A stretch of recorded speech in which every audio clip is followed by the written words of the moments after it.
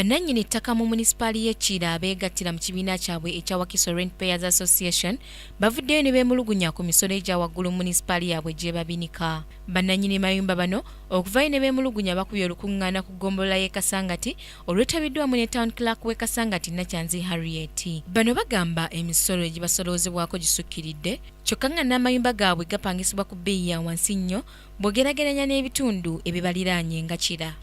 Kubanga abatenant abamu bayinza wezea yinza okwogera nti bali malicious. Ayinza okwogera n'agamba nti mpa emitwalo 3 andi eti nakyosa ensente zimusasula ziri mitwalo 15 oba 2. Nolwekyo okubeesingako tenant kyaba ababulidde ne bagereka omusolo ndowooza kiri unfair. Tusanze ennyumba ze bataakomerera bazigerekera. Waliwo obuzigo obwolinga makaabe kuliko baana basulako babagerekera. Baba bagereka omusolo basooka ne babatuukirira babamanya ennyingiza etya n'expenditure etya then ne balyoka bagereka omusolo okusinziira ku nnyingiza yaabwe.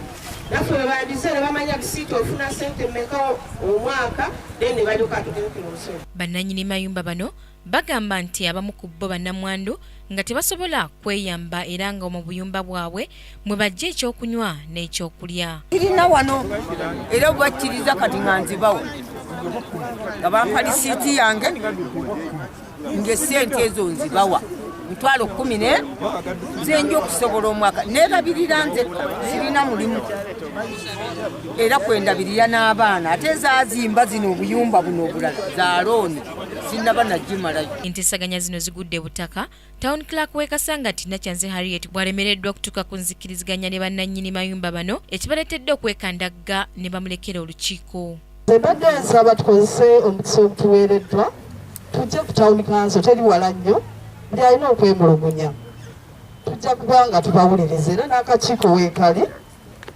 nga n'ababakiikirira bagenda kuba nga batuula kakiiko. Tebasasula rent.